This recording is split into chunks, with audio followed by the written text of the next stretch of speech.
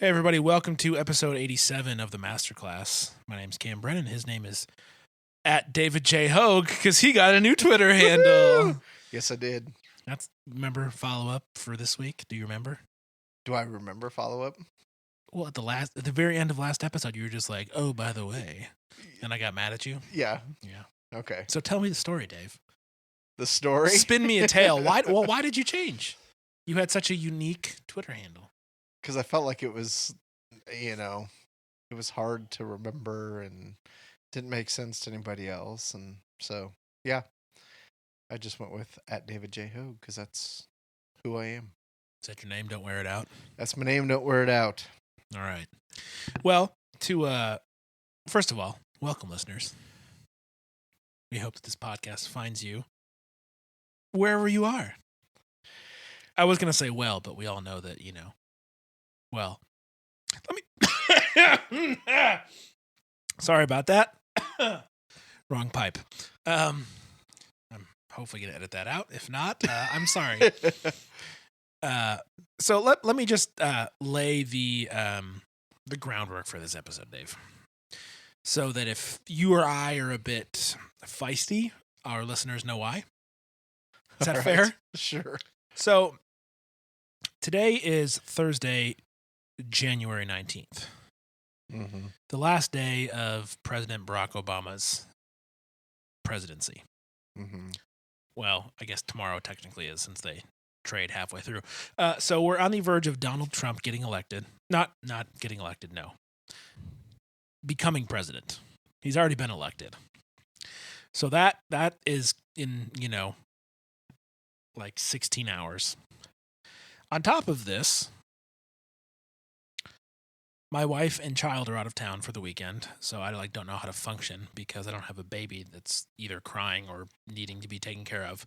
And Dave also dropped I watched some Joel Osteen on Sunday and told me about what Mr. Osteen said. Is it Osteen or Olstein? There's no L. It's Osteen? Yeah. Okay. And he then played me a few clips. And so between those three things, I don't know about you, but I'm a little perturbed, perhaps is a good word, on edge. So I just want to give fair warning that there are outside factors that may cause me to be a little more opinionated, which I'm not going to make excuses for what I say. I just want you all to know I'm not in the best mood.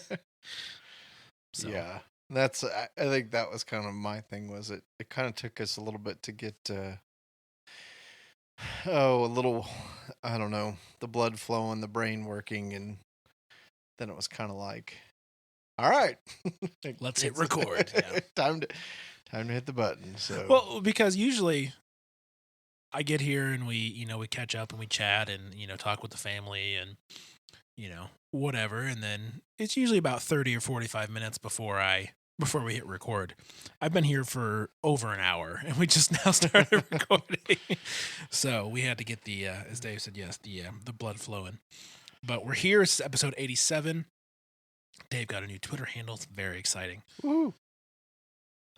And we've got some more end time stuff to talk about.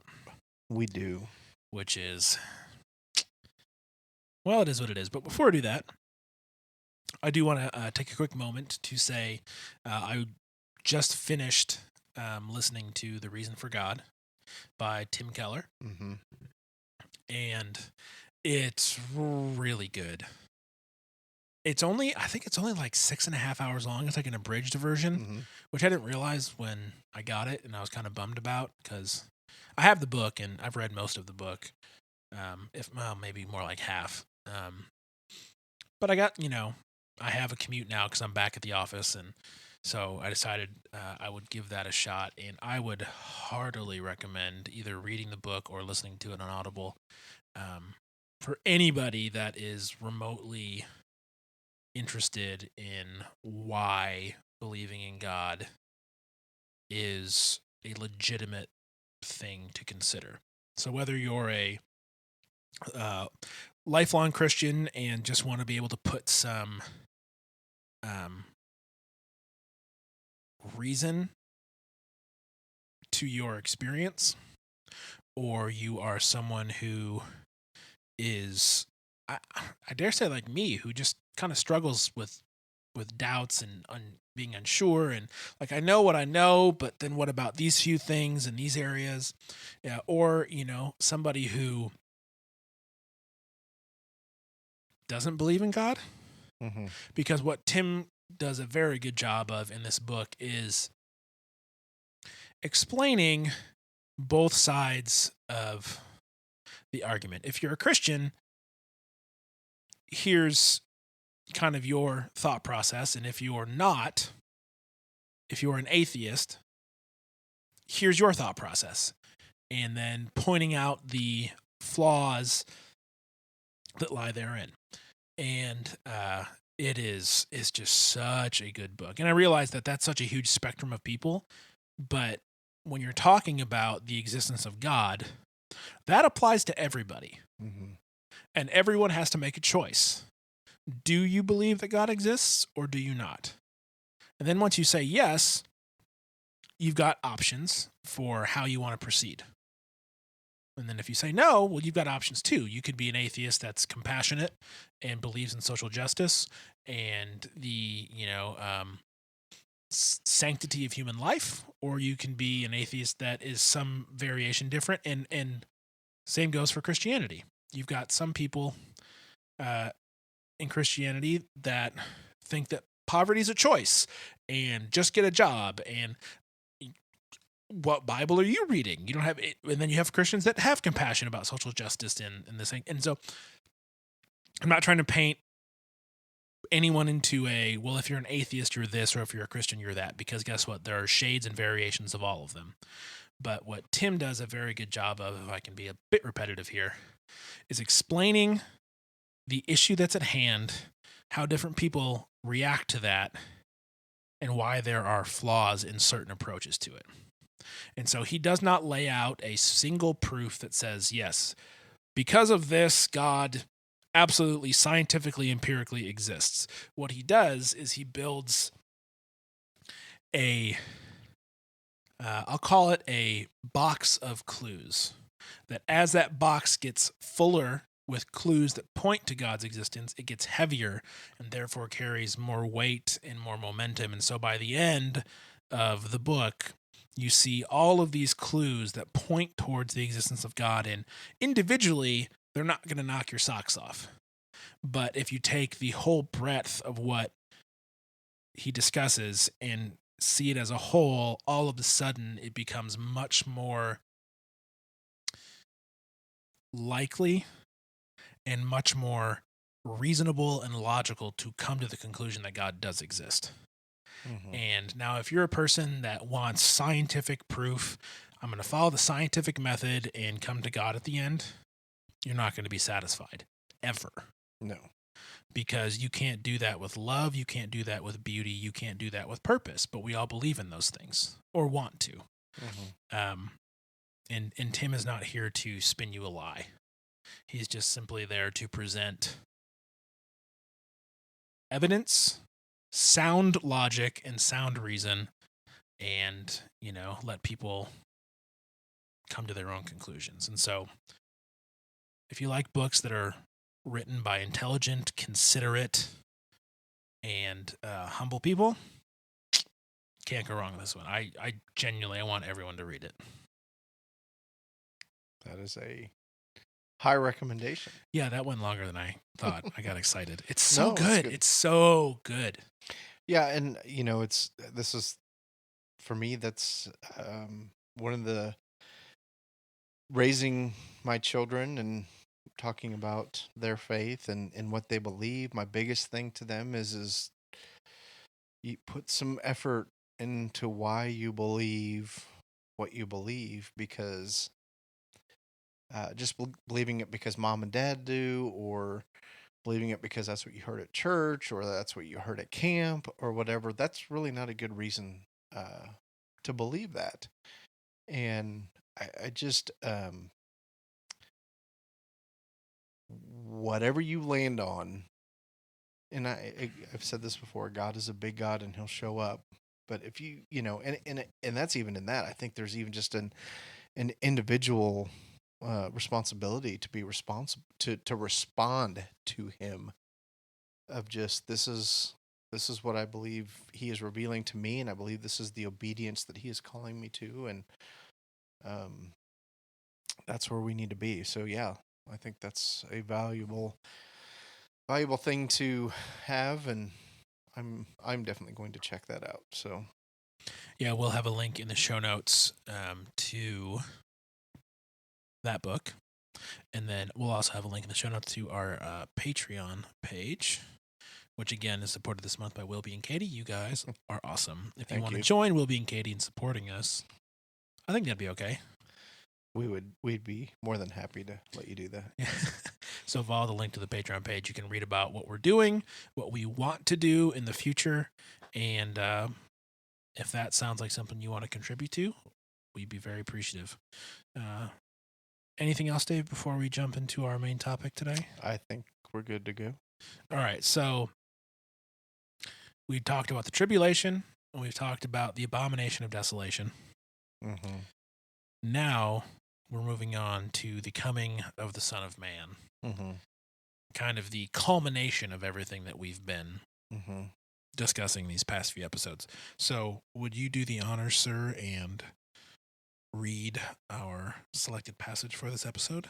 Sure. So we're at Matthew 24, verse 29. And if for some reason this is your first time to join us, we actually read from the ESV version of the Bible, which English Standard. Mm-hmm. I think I know what it is. English Standard version. The Bible that I wore out was an NIV, the New International Version, and I very much have made that transition here lately to the ESV and think it is a good translation of the Bible. So, and you can go to esv.org. It's free. They put it online for you. Mm-hmm. All right, so verse 29. Immediately after the tribulation of those days, the sun will be darkened, and the moon will not give its light, and the stars will fall from heaven, and the powers of the heavens will be shaken. Then will appear in heaven the sign of the Son of Man, and then all the tribes of the earth will mourn, and they will see the Son of Man coming on the clouds of heaven with power and great glory.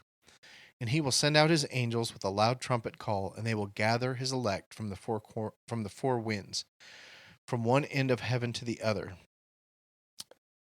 From the fig tree, learn its lesson. As soon as its branches become tender and puts out its leaves, you know that summer is near. So also, when you see all these things, you know that he is near at the very gates. Truly I say to you, this generation will not pass away until all these things take place. Heaven and earth will pass away, but my words will not pass away. All right. There's a few tricky things in this passage. Mm-hmm. Not the least of which is the generation will not pass away until all these things take place. Mm-hmm. That's probably the trickiest one. So, tribulation, abomination, desolation, coming of Son of Man. Immediately after the tribulation, the sun will be darkened, the moon will not give its light because it reflects the sun's light, so you can't have one without the other, right? There's some science. And the stars will fall from heaven. So I guess our first question here is literal or figurative? Is the sky going to stop working? I don't know how we can know this, but I'm just looking for your opinion here. I think you're right. I don't think we can know it. Based on a lot of the different readings that I have done here, Dave Hogue does not believe that it's going to be a literal, well, it says the sun will darken and the moon will not give its light and the stars will fall from heaven. I really don't think the stars are going to fall from heaven because uh, I think it's more of a I well, as I mentioned before, I I don't even understand how everybody in the whole earth can see Jesus from the same vantage point. Like if he's coming on the cloud, Dude, the internet. the internet. It's going to be Well, periscoped for everybody. it's gonna be on every Mhm. social. I hadn't thought that. There's there's kind of some. Yeah, and I guess I just Hashtag second coming. Sorry. hashtag second going. So yeah, for me, there's an element with the sun being dark and the moon giving its light, the stars falling from heaven. This is a gosh, what is the word that I'm looking for? I'm gonna have to move the microphone because I keep hitting my stand. This is like poetic sort of wording here, Figurative language. figurative, but I do believe it's and gosh, hyperbole is not even the word that I'm looking for. Superlative. But I think ultimately what we're talking about here is that this is truly going to be a powerful event where the things that we have traditionally used in our physical world to mark our days and our nights and things like that are going to come to an end, because scripture says that in heaven there's not a sun, but it's literally God's radiance that is going to light some sustainable energy. Yeah, and so God's a hippie, isn't he? he is. And so yeah, I'm not going to be looking for stars to be falling from the sky to be an indicator that the second coming of Jesus. So, but that's my personal. Well, I will say, I would not. Oh my! I see you're rubbing off on me, Dave. I can't find words. I would not say this is impossible to actually happen. No, and I would agree with that as well. And so here's the issue: like stars falling out of the sky. Stars are probably anywhere from like 100 to 1,000 times larger than our planet. And so if one of them falls on us, like boom, we're done. So, but as you said, the complete alteration of what we know as space, sure, why not? Mm-hmm. And, if the sun goes out, then obviously we don't have heat and we all freeze to death and die. Like we all get like quick frozen, like some fast food hamburgers, and it's just over. So I would tend to agree that this is a bit figurative and poetic. However, I would not be surprised if stuff just gets crazy. Because like you get to this whole like tribulation and abomination, desolation, and stuff's going to get really, really, really bad. And a lot of Christians want to be like, oh, we're pre-tribbers. God's not going to make us go through the tribulation. He likes us too much. And I'm like, do you look at the planet we live on and the crap that Christians go through? There's people going through that right now. Yeah. And so I just want to think like if there's nothing saying that God is going to come on fluffy clouds with like a army of fuzzy bunnies and kittens to like usher in the kingdom. Like when the new heavens and the new earth come and everything is restored and made right, that is not, I don't think, going to be a pleasant process. And when we're all on our knees, declaring that he is the Lord, sinners and saved alike, like, I don't know about you. That's not going to be like fun. I know that Jesus was very peaceful when he was on this planet. But I feel like when it's game time, I mean, it says he's going to come with his send out his angels with a loud trumpet call. Everyone's going to see him coming on the clouds of heaven with power and great glory. Mm-hmm. Now that I think is literal. Oh yeah. So, you know, I don't think that stars are going to fall out of the sky and like, you know, land somewhere because again, that would just crush the planet. But I do feel like what we know as normal is going to be completely altered. Mm-hmm. Because as you said, if it's truly God himself that is providing the light and the life directly as opposed to through the sun, then there's no need for the sun anymore. Yes. So yeah, I feel like there's going to be a cataclysmic shift in how this all operates, and most likely in a way that we can't predict or see coming. That I will put my money on. Mm-hmm. Yeah. The verse that I was referring to is Revelation 21:23. And the city has no need of sun or moon to shine on it, for the glory of God gives it light, and its lamp is the Lamb. Capital L on Lamb.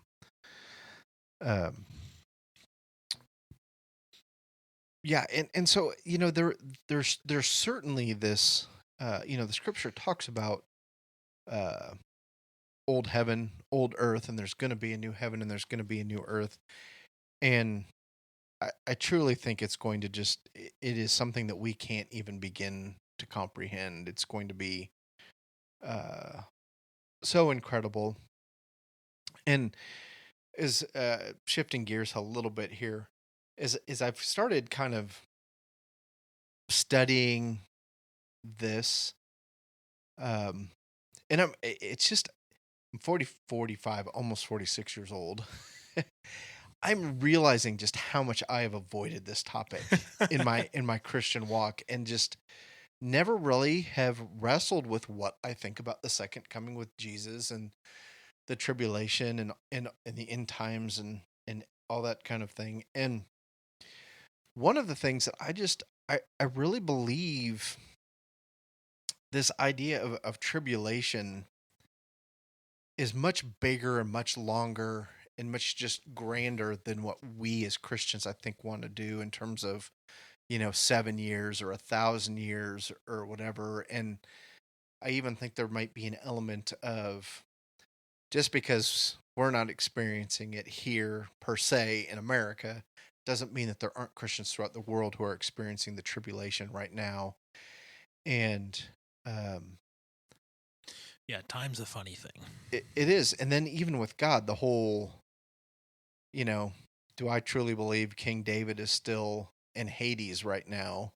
Well, no, I don't, because I believe God's time and our time are very different than. I'm not even sure that time really exists in terms of where God is. I'm not sure that. Well, and that's where I think eternity comes in. Yeah. Is like, I think the reason why eternity for us is impossible to comprehend is because time for us is a very present thing. Mm-hmm. You know? Oh, sure. Like you just said, you're about to turn 36. Or no, 46. You know, I'm 30. And we were talking earlier, and you mentioned something that happened in 2001. In my mind, that's not a long time ago, but that is literally 50% of my life ago. Mm-hmm. And it's a third of your life. Yeah. And so, like, while it just, time has, the perspective is very odd. And like my kid, who is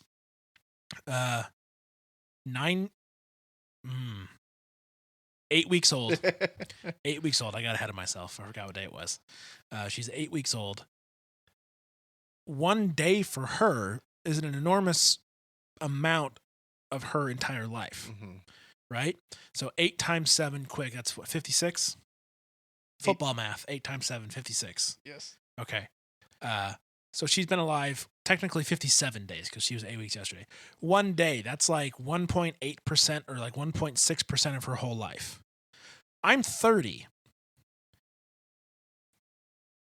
So you have That's like almost 10,000 days. Yeah. Or somewhere around 10,000. So 1 day for me is like 0.0. Oh, 10,000. One out of 100 is 1%. It's like 0.001%, I want to say. Mm-hmm. I think that's right. It's a big difference. And so your perception of time is different. That's why Christmas always seems like, oh my gosh, how is it Christmas already? I feel like I've said all of this before. But my point is that time is completely dependent upon perspective, right? Time flies when you're having fun. When you're doing something you hate, time feels like it moves slow, even though it doesn't, right? Mm-hmm. And so it's just, time is a very, even though it's regular and just, I mean, scheduled, it is a very tricky thing to perceive and to experience. Mm-hmm. And so because of that, the idea that something could be eternal, let alone someone who cares about you, could be like, no thanks. Like that doesn't compute, because how like aging. But if time is something that he created and then he stands apart from, sure, why not? And so that's why I feel like we're going to get to heaven and we're just going to be like, wow. Like it's going to probably take us a long time, even though time, like it's actually, the Bible tells us in the twinkling of an eye. Well, but a twinkling of mine or a twinkling of God's? Because again, time, right? Mm-hmm. It's just going to be an adjustment is all I'm trying to say. Yes. Like fundamentally, everything is going to change. Mm-hmm. And that's a little scary. Mm-hmm. When you don't know when, you don't know how, and that's where faith comes in, is to understand that based on what God has told us and shown us in Scripture, and based on what God has told us and shown us throughout history and in our lives, that we can see that and experience that and then take him at his word that it's going to wind up okay. That's what hope is, right? That by God's grace, things are going to be hope. Yes. Okay. Our faith. Yes. Yeah. And so, the second piece of this is, I think one, we get hung up on time, live in a very linear world with beginnings and ends. We're talking about an infinite God, an eternal God. And, I think we get in this, when we're reading the Bible, we very much read it as it's 21st century English. We get hung up on, and I'm not going to claim to be a scholar on this in any way. But one of the things that just hit me in this particular verse is that, what were the words? We see a lot of the soon it will happen. I'm jumping ahead of myself here a little bit in my thought process, so I apologize. You're fine. One of the things as I've been studying this that has just hit me is what our definition of is soon. And a very concrete example for me has been, if I say I'm going to do something soon, I'm guessing that people are thinking today or in the next few days, or I don't know, maybe even a couple months you might give me. I think it depends on the context, but yeah. It does. But one of the things that we experienced, and you may have experienced as well, is when we were in Haiti, like today doesn't even mean today. And that was so hard for us to comprehend because, I guess the way I would explain it is that somebody is coming to see you today. Well, in Haiti, it may take somebody 3 days to come see you today. And there are just this multitude of factors that play into whether that person is going to truly see you today or whether they're going to see you 2 days from now or even 3 days from now. And I still don't completely understand it. But for the people in Haiti, they were just sort of like, yeah, they're going to come, but it could be today, it could be tomorrow, or it could be the next day. We don't operate that way. And so maybe for some of you listening, that's a huge stretch of taking, our culture here and what's going on in Haiti and comparing it to what Jesus is saying in terms of soon, is that I just don't think his definition is the same as our definition. And I haven't exactly kind of landed on anything other than I can just say that when your perspective is eternity. Yeah. So yeah, soon is a very relative term. And that's why context is everything. Mm-hmm. Yeah. And so I think those are two factors that are just really coming into play here of just, literally talking about time and the fact that we are constrained by time and operate within time, and then just even what time means in terms of the words that we use referring to time, and even just understanding culturally what time means to somebody in terms of when they're talking about today, when they're talking about soon, that I think we wrongly view through our lenses, the way, the world that we live in right now, which doesn't apply. I don't completely have the answer. And we'll continue to try to figure that out.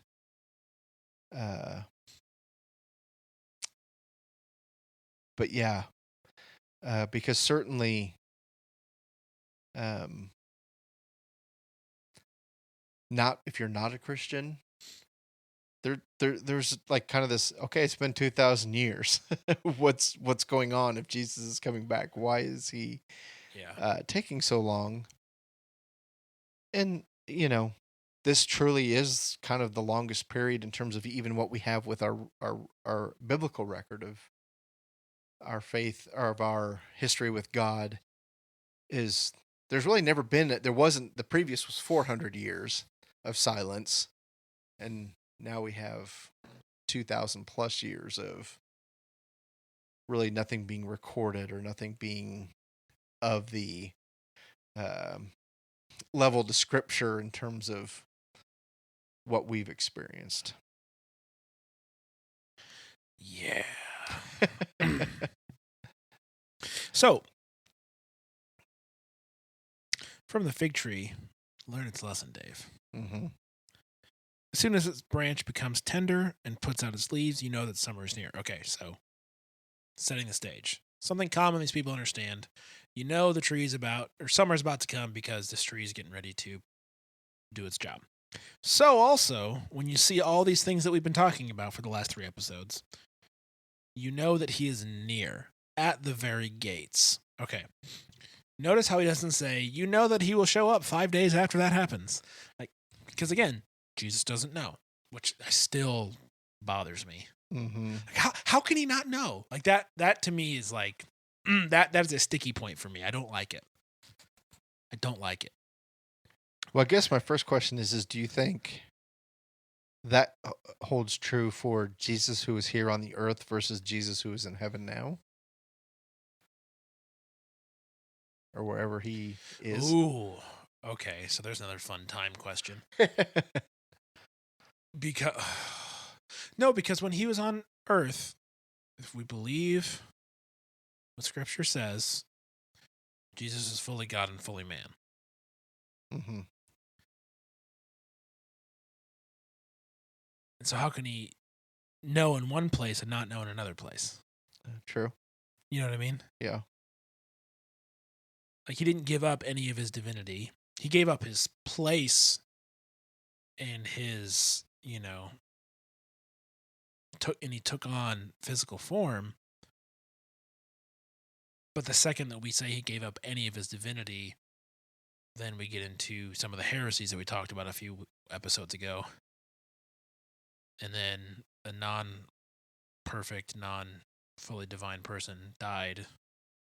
And that just brings up a whole lot of issues. Because then he's a liar, essentially, at that point. Mm-hmm. So, could he know now and not know? But, and this is why I get super, super frustrated, is because God the Father, Jesus, and Holy Spirit are supposed to be in perfect relationship with one another. And guess what happens in perfect relationship? You don't keep secrets, Dave. You don't keep secrets. And so how can Jesus not know other than God's keeping a secret? And I feel like God keeping a secret is like the really childish way to explain it. But, and so that is why that is such a difficult passage for me to understand. But can there be a willful I don't choose to know? But why would he choose to not know? My wife Anxiety? My wife gets me a present for Christmas. And if I truly want to know what she got me, I can find that out. But I understand that she wants me not to know, and so I choose to honor her request of, just like, I mean, the Bible tells us that God remembers our sin no more. And so is that figurative speech there? Does he truly not remember it? Or is it a conscious and a willful decision to not bring it back to, to not recall it, sort of a thing? Well, I will say this, Dave. That was a very good answer. You what? That was a very good answer. Don't make me say it twice. Come on now. No. That's genuinely, that is not something I would have thought of. Huh. That and I guess I didn't intend it even to be an answer. It was more sort of a questioning. Well, that's fine. And this is all questions at this point because we're dealing with stuff that is impossible to know. Mm-hmm. But it's still good to think about, and that's why we haven't skipped this entire section on the show, and why we're taking our time working through it, because it's still important to think about. And I think it helps us understand God more. And I never would have connected the whole willful ignorance.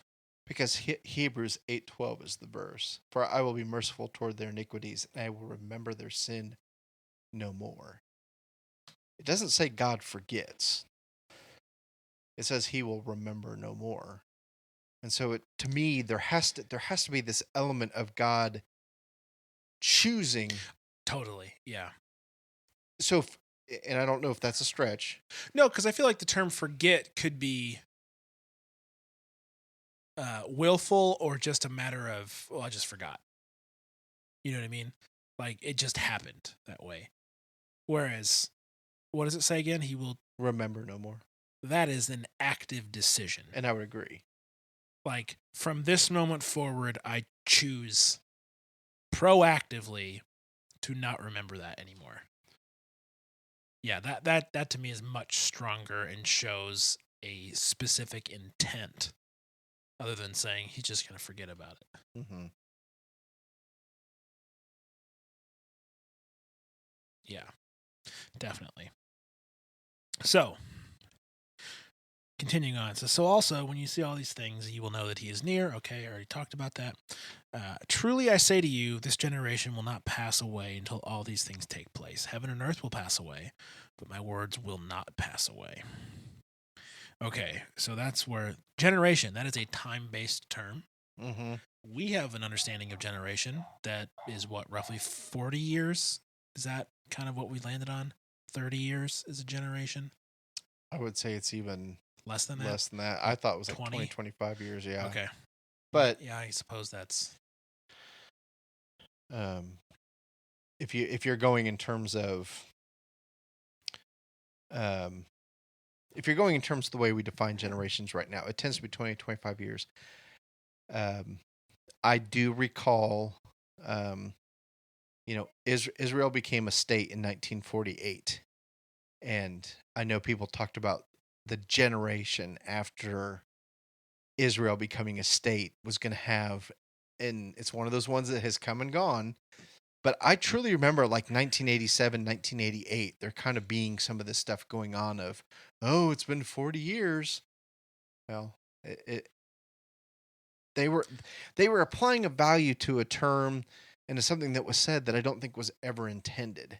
And I even think that might have been the whole, is it Tim LaHaye? Is he the one that he did? Him and Jenkins did the Left Behind the books. well, Tim LaHaye, okay, he did those books, but boy, I'm sorry again. I feel like he maybe had like even a book before that. It was kind of a prophecy type thing that some of those other ones ended up being after that. Anyway, I'm rambling because I don't know. He's creepy looking. Tim LaHaye is.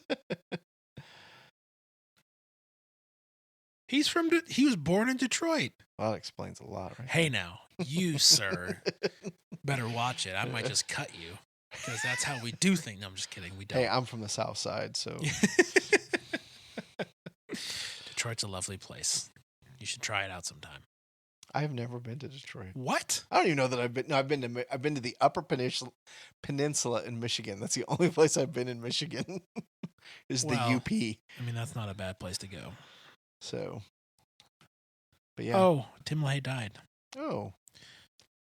So the second coming happened for him. Oh, Dave, come on, man. Low blow. Low blow. He wrote more than 85 books. Oh. Holy, I'm not going to be able to search through that list. Goodness gracious. We'll have a link in the show notes. Yeah, but I feel like there is a particular book that existed prior to the whole Left Behind series that was kind of like a this is the quintessential sort of his view on the end times. And I don't know why I think that, but did he write anything in the 1980s? No, but he wrote a book in 1978 called The Unhappy Gays. What? In which he called homosexuals militant, organized, and vile. He also argues that gays share 16 pernicious traits, including incredible promiscuity, deceit, selfishness, vulnerability to sadism, masochism, and poor health and an early death. He believed that it could be cured. He said that such conversions are rare. I don't want to be an old guy that sounds like that when I'm an old guy. Does that make sense? Yeah. Whatever the issue is when I'm that old. Although, he was 50 when he wrote that. Yikes. Oh, apparently he was anti-Catholic too. He called Roman Catholicism a false religion. Really? Oh boy. Man, I just like sincerely, I just wonder what it was like for him when he got to heaven. Like, and I'm sure I will have a similar experience. Don't get me wrong of just that. Okay, yeah. Or maybe sorry, God. Didn't mean some of those things that I was out there professing that I should have just kept to myself. No, I'm thoroughly distracted. I'm sorry. So, anyways, generation, yeah, time-based frame or time-based. Oh my gosh, time-based term in a passage where understanding time is rather difficult, and so you've got theories that generation referred to the actual physical generation Jesus was talking to, and these things would begin in that generation. You've got other arguments that say, hold on, let me read it here. Others see all these things as a prediction with multiple fulfillments, so that Jesus' disciples will be both this generation that sees the destruction of the temple in AD 70, and also those at the end of the age. Other options, this generation is an old, in the Old Testament, can mean people who have a certain quality. So it's not time-based, but perhaps character or quality-based. Others understand this generation to refer to either this generation of believers throughout the entire present age or this evil generation that will remain until Christ returns to establish his kingdom, which is, it doesn't say it here, it sounds dispensationalist to me. I could be wrong. And then, here we go. Others, particularly some dispensational interpreters, understand generation to mean race. And think it refers to the Jewish people who will not pass away until Christ returns. Yada, yada, yada. Comes down to, we're not sure. Yeah. Which is getting really annoying to say, frankly. So we seem, well, I don't even know if that's a fair question to ask. Ask it. Well, I guess I'm. Why do you think some people feel like they do have such an answer? They like this, because people are know-it-alls, Dave. I mean, yeah, I say we're that sinful. partially snarky, but partially true. Like, there are just some people that have to be right about everything. Mm-hmm. And the more obscure or difficult something is to have an answer about, well, guess what? If I have an answer about it, that makes me smarter than you. Yeah. And if I can be an authority on something that's difficult or mysterious or, theoretically unknowable, then man, I am important. And that's not everyone that has opinions on this stuff, obviously. No. Like, we have opinions on this stuff. But you see that in these certain areas where you get people like that. Mm-hmm. And I feel like, as we've said before, it's important to work through these things and to think through these things like we're doing. And, like, I'm still working through the Jesus not knowing when he comes back thing. Like, that's going to be an issue for me for a while. And but at the same time, I think having a set in stone doctrine of when and how these things are going to happen is ludicrous. Mm-hmm. I think having thoughts about it, having opinions about it, having conversations about it, all good things. But having a doctrine of something that's unknowable, like, it just doesn't flow for me. Mm-hmm. That made sense? Yeah. Oh, yeah. Okay. And I think, I haven't experienced this recently, but I have experienced. I might have even been in college since I experienced this, of the whole, Jesus said he was coming back, and the person that I had this conversation with couldn't point to any one particular verse, but just kind of made the claim of, Jesus spoke to his disciples like they weren't going to die before he came back again. And I was sort of like, okay, well, I get what you're coming from in terms of this. But basically, it was his excuse for, this is why I can't be a Christian. This is why I can't believe in Jesus, is because he made these claims of his second coming that clearly, in the way he expressed them, there was a time frame that has long since but passed. And that really kind of rattled me at the time. I mean, I just was like, and I'm kind of even like, I truly think this is the last time that I wrestled with a lot of this stuff was after having the conversations with this person. But just sort of coming to this realization of it is not my job to change people's conviction. It's not my job to argue them, use apologetics to convince them that Jesus is who he is. It's kind of like what you were talking about at the beginning with the book, The Reason for God. It's like if you really want to take a heartfelt look at the evidence, so to say, and here it is with God, and you put all these things together, and you're genuinely seeking, you're going to go, oh, wow, here is this. But people that don't want to know God, people that just want to sort of exist in that place of it's easier for me, or whatever it is that they've come to, of God is not real and I don't need him and I don't have to live my life according to him, they're always going to have an excuse. Even if I could have convinced this guy, well, hermeneutically it's da da da da da, and according to the conjugation of this verb and these, grammatical sentence structures here, this is what he really meant. I wasn't going to convince that guy. And again, you're getting a lot of my baggage, I feel like, with this topic of just why I haven't been there. I just sort of landed on this point of so much of this to me, particularly early in my faith as a young adult, I just was like, it's just not that important.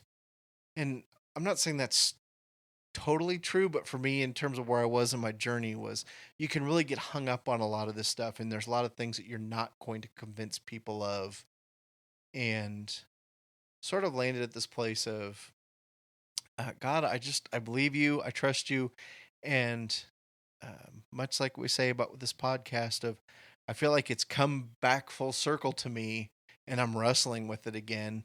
And personally, I just hope this time I don't just kind of throw my hands up in exasperation and go, maybe Jesus will come back before I figure it out, and then I don't have to worry about it anyway.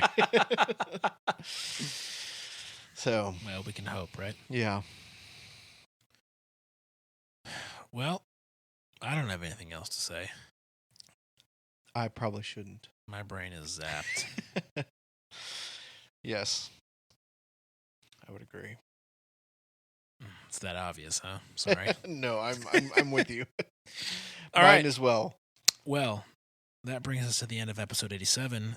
Thank you for listening. We really do appreciate it. Yes, very much so. Oh, so heartfelt, Dave. Yeah, I'm just wondering if anybody's even still with us at this point. But well, they can't talk to us now, Dave. I know. But you can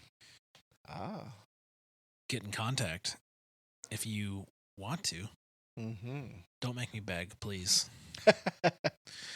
Twitter, Dave is at David J. Hogue. How do you spell your last name? Hogue. So like Rogue One that's in movie theaters. You right should have now. been Hogue. Oh, Dave! Should have been Hogue One. Yes. So I'll change it to Hogue One. No, don't, because all of your Twitter links are never going to work on the website, and that makes me crazy. Oh, I'm sorry. Yeah, anyone who clicks on a 10.8 HBO link Well, do I need on our past 86 episodes is going to get to a 404. Sorry, this user does not exist. It's all good. Anyways, Dave's at David J. Hogue. I'm at Cam Brennan. You can email us hello@supermegacorp.net. We would like to hear from you. Yes. We would like to have some follow-up. Just because it's nice to hear other people's thoughts and opinions and viewpoints, because hopefully you can see that when Dave has one that I don't have, I go, ooh, I haven't thought about it that way. And I genuinely get excited hearing people's viewpoints, because while I may be somewhat intelligent, I am not capable of understanding all viewpoints. I think that'd be terrifying, frankly, to have it all in your head. But to hear it from somebody else is very helpful. Yes. And it's not even necessarily about us. What you write in could help a fellow listener understand something better. So let's help each other out. We'll see you next time. See you later. Bye. Bye.